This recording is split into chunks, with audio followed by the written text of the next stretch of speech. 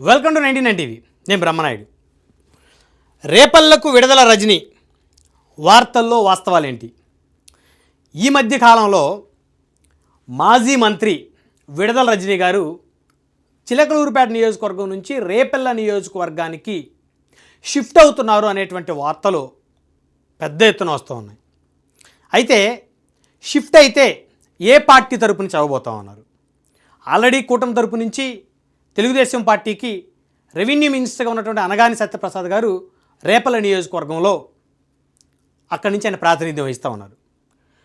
అలాంటి పరిస్థితుల్లో మరి ఆవిడకి అక్కడ తెలుగుదేశం కానీ జనసేన కానీ అవకాశం ఉండేటువంటి పరిస్థితే లేదు. మరి విడుదల రజనీ గారు వైఎస్ఆర్ కాంగ్రెస్ పార్టీ నుంచి రేపల్ల వెళ్తారనేటువంటి ప్రచారం జరుగుతూ ఉంది. అయితే రేపల్ల వెళ్తే వచ్చే లాభం ఏంటి, నష్టం ఏంటి, అసలు ఆ ప్రచారంలో వాస్తవాలు ఎంత? ఎందుకంటే అతి తక్కువ సమయంలోనే ఎమ్మెల్యే అయి మంత్రి అయి రాష్ట్ర వ్యాప్తంగా తనకంటూ ఒక ప్రత్యేకతని సంతరించుకున్నటువంటి నాయకురాలు విడుదల రజనీ. అంటే వైఎస్ఆర్ కాంగ్రెస్ పార్టీలో చాలామంది నేతలను చూసాం, విపరీతమైనటువంటి బూతు మాటలతో విరుచుకుపడుతూ ఉంటారు.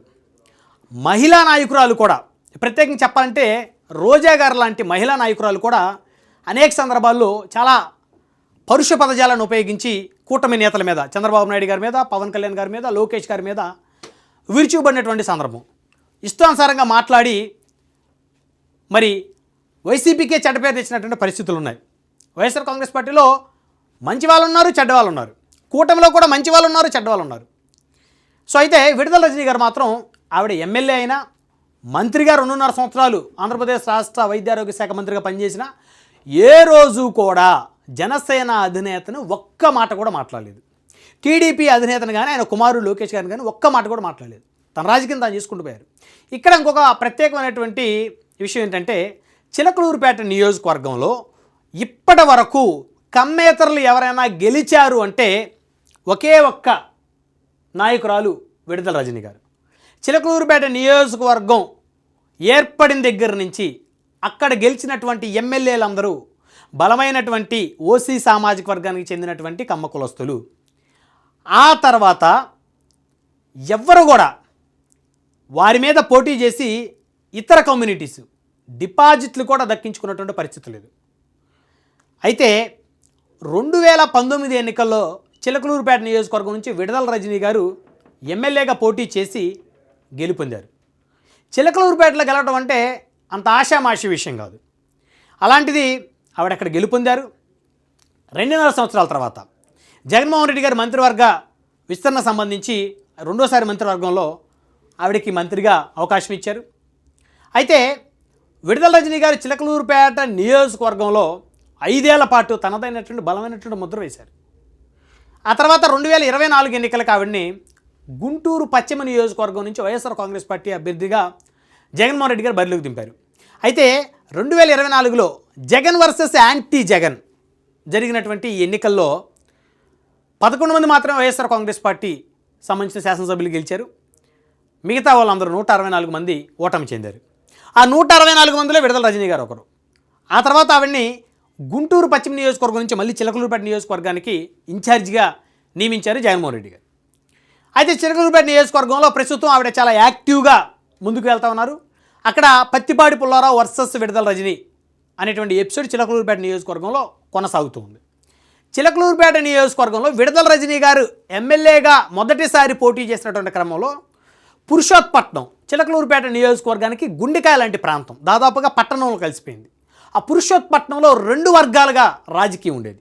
ఒక వర్గం విడుదల రజనీ గారికి సపోర్ట్ చేస్తే మరొక వర్గం తెలుగుదేశం పార్టీకి, జనసేన పార్టీకి సపోర్ట్ చేసిన పరిస్థితి. ఎందుకంటే 2019 ఎన్నికల్లో 3 పార్టీలు పోటీ చేశాయి కాబట్టి.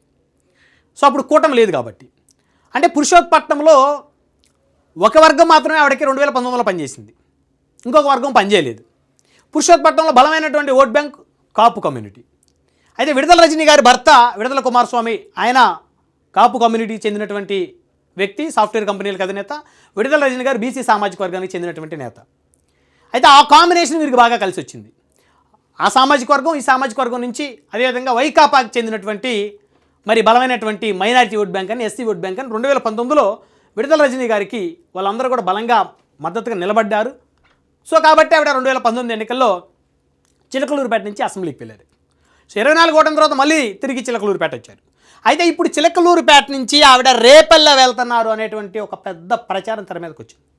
ఆవిడ మాజీ మంత్రి, వైఎస్ఆర్సీపీలో ఉన్నటువంటి మహిళా నాయకురాల్లో ఆర్థికంగా, రాజకీయంగా, సామాజికంగా బలమైనటువంటి నేత అని ఖచ్చితంగా చెప్పొచ్చు. ఎందుకంటే ఆవిడ బీసీ సామాజిక వర్గం, వారి భర్త కాపు సామాజిక వర్గం. సో ఆ కాంబినేషన్ వీరికి బాగా కలిసి వచ్చింది. సో అలాంటి విడుదల రజనీ గారు రేపల్లె వెళ్తున్నారనే ప్రచారంలో వాస్తవాలు ఎంత? అయితే చిలకలూరుపేటలో ఏమైంది? చిలకలూరుపేట నియోజకవర్గంలో కూటమి అధికారంలోకి వచ్చిన తర్వాత పురుషోత్తపట్నంలో ఉన్నటువంటి విడుదల రజనీ గారి భర్త విడుదల కుమారస్వామి గారి సామాజిక వర్గం 19కి ముందు వర్గాలుగా ఉన్న సామాజిక వర్గం కూటమి అధికారంలోకి వచ్చిన తర్వాత సామాజిక వర్గం అంతా దాదాపుగా ఒక తాటి మీదకి వస్తున్న పరిస్థితి. అంటే కూటమి ప్రభుత్వంలో తమకేదో న్యాయం జరగటం లేదనేటువంటి అభిప్రాయం, చిలకలూరుపేట నియోజకవర్గంలో ఒక వర్గానికి మాత్రమే న్యాయం జరుగుతుందనేటువంటి ఒక అసంతృప్తి చాప కింద నీరులో పురుషోత్తపట్నం మొత్తం కూడా పాకింది. అందులో ప్రత్యేకించి చెప్పాలంటే రాజకీయంగా ఆవిడని వ్యతిరేకించినటువంటి బలమైనటువంటి కుటుంబాలు పురుషోత్తపట్నంలో ఇప్పుడు ఆవిడ వైపు మద్దతుగా మారినటువంటి పరిస్థితులు గ్రౌండ్లో. అలాంటి పరిస్థితులు ఆవిడ చిలకలూరుపేట నుంచి రేపల్లె ఎందుకు వెళ్తారు అనేటువంటి ఒక ప్రశ్న ఉత్పన్నమవుతుంది. సరే, రేపల్లె వెళ్తే రేపల్లె పరిస్థితి ఏంటి? రేపల్లె నియోజకవర్గంలో బలమైనటువంటి ఓటు బ్యాంకు కాపు, బీసీ. రేపల్లె నియోజకవర్గంలో ఎడం చెన్నయ్య అనేటువంటి ఒక లీడర్ 3 సార్లు ఎమ్మెల్యేగా గెలిచారు. ఆయన కాపు సామాజిక వర్గానికి చెందిన వ్యక్తి. ఆ తర్వాత 1989లో అంబటి రాంబాబు గారు మాజీ మంత్రి, ఆయన కూడా అక్కడ మొదటిసారి ఎమ్మెల్యేగా గెలిచారు. ఆ తర్వాత 2 ఎన్నికల ఓటమి చెందాడు. తర్వాత రేపల్లె నుంచి ఆయన సత్తెనపల్లి షిఫ్ట్ అయ్యారు. 2014 ఓడిపోయారు. 2019 సత్తెనపల్లి నుంచి ఎమ్మెల్యే గెలిచి వైసీపీలో మంత్రి అయ్యారు. సో 2024లో సత్తెనపల్లిలో ఓటమి చెందారు. సో ఇప్పుడు సత్తెనపల్లికి వైసీపీకి వేరే ఇన్ఛార్జ్ ఉన్నారు. సో అంబటి రాంబాబు గారు అక్కడి నుంచి గుంటూరు షిఫ్ట్ అయ్యారు. గుంటూరు 2 టౌన్ పోటీ చేస్తారన్న ప్రచారం నడుస్తూ ఉంది. అయితే ఆ తర్వాత కూడా చాలామంది అంబటి రాంబాబు గారు గుంటూరు 2 టౌన్ పోటీ చేస్తారా లేకపోతే మళ్ళీ రేపల్లె వెళ్తారా అనేటువంటి ఒక చర్చ కూడా తెర మీదకి వచ్చింది. ఎందుకంటే రేపల్లె గతంలో ఎమ్మెల్యేగా గెలిచినారు కాబట్టి, సో రేపల్లె బలమైనటువంటి సామాజిక వర్గం ఓటు బ్యాంక్ ఉంది కాబట్టి ఆయన సామాజిక వర్గం అక్కడికి వెళ్తారనేటువంటి ఆ ప్రచారం కూడా నడుస్తుంది ఉమ్మడి గుంటూరు జిల్లాలో.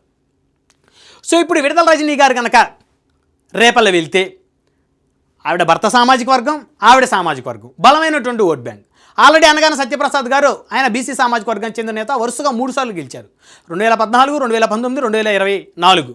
ప్రస్తుతం ఆంధ్రప్రదేశ్ రాష్ట్ర రెవెన్యూ శాఖ మంత్రిగా ఉన్నారు ఆయన. అయితే ఆయన మీద గతంలో మోపిదేవి వెంకటరమణ గారు ఉండేవారు. సో ఆయన వైసీపీకి రాజీనామా చేసి తెలుగుదేశం పార్టీలోకి వెళ్ళిపోవడంతో రేపల్లె నియోజకవర్గంలో వైఎస్ఆర్ కాంగ్రెస్ పార్టీకి కాస్త గడ్డు కాలమే ఉందని చెప్పుకోవాలి.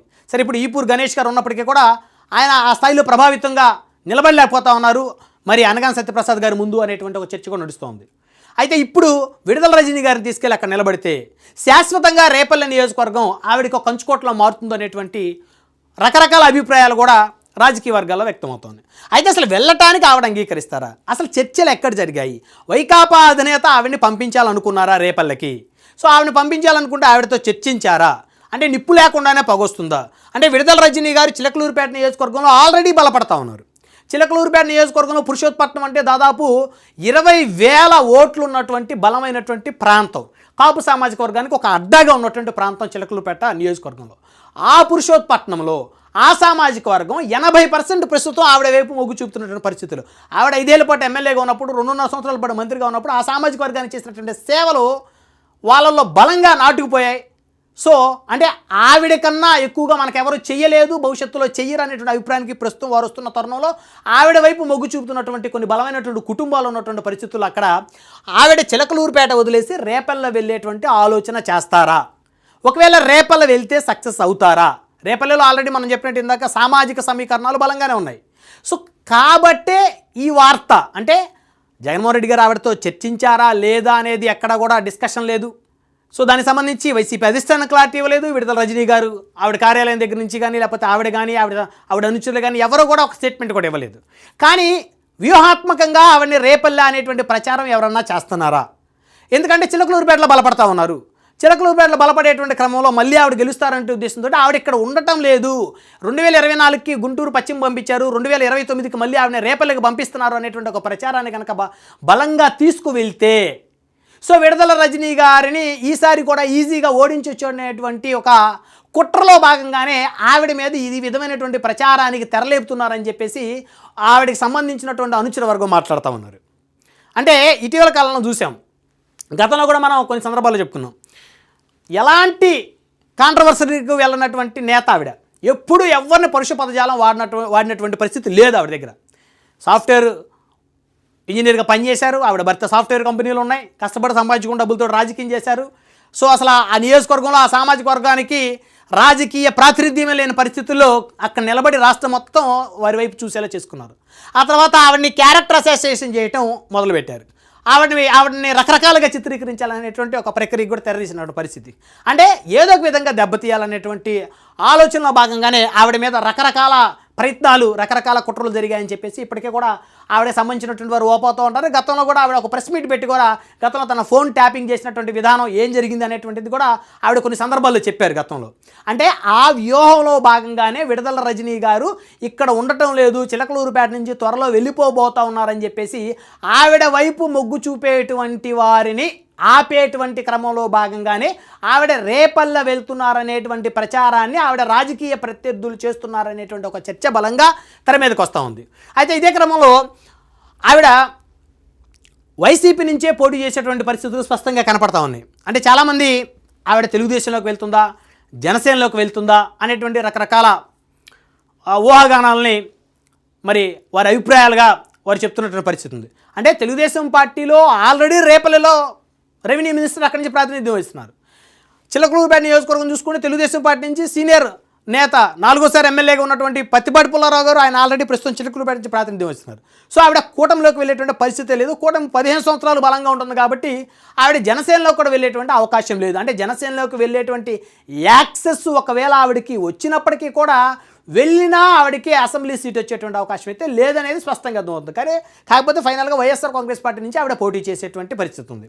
సో అలాంటి పరిస్థితుల్లో ఆవిడ రేపల్లె నియోజకవర్గం వెళ్ళటానికి ఏమాత్రం ఇష్టపడటం లేదనేటువంటి ఒక ప్రచారం కూడా జరుగుతూ ఉంది. అయితే వెళ్తున్నారనేటువంటి ప్రచారం ఎలా జరుగుతుందో వెళ్ళటం లేదనే ప్రచారం కూడా జరుగుతుంది. అయితే అంబటి రాంబాబు గారు రేపల్లె వైపు చూస్తూ ఉన్నారు. అంబటి రాంబాబు గారు రేపల్లె నియోజకవర్గంలో జరిగినటువంటి ఇటీవల కాలంలో జరిగినటువంటి కాపు వనభోజనాల కార్యక్రమంలో ఆయన కొన్ని కీలకమైనటువంటి వ్యాఖ్యలు చేశారు. ఈ నియోజకవర్గంలో చివరిసారిగా గెలిచినటువంటి కాపు అభ్యర్థిని నేనే అని చెప్పేసి ఆయన వ్యాఖ్యలు చేయడంతో ఒకవేళ మళ్ళీ అంబటి రాంబాబు గారు రేపల్లె వస్తారనేటువంటి ప్రచారం అయితే రాజకీయ వర్గాల్లో జోరుగా సాగుతుంది. సో ఫైనల్గా అయితే విడుదల రజనీ గారు చిలకలూరుపేట నియోజకవర్గంలోనే పోటీ చేసేటువంటి అవకాశాలు ఎక్కువగా కనపడుతున్నాయి. ఆవిడని రేపల్లె నియోజకవర్గం వెళ్తున్నారు అనేటువంటి ఒక ప్రచారం చేస్తే రాజకీయంగా స్థానికంగా ఆవిడ ప్రాబల్యాన్ని తగ్గించవచ్చు అనేటువంటి ఉద్దేశంతోనే ఈ విధమైనటువంటి ప్రచారాలు తన రాజకీయ ప్రత్యర్థులు చేస్తున్నారని చెప్పేసి విడుదల రజనీ వర్గం ఆవేదన వ్యక్తం చేస్తుంది.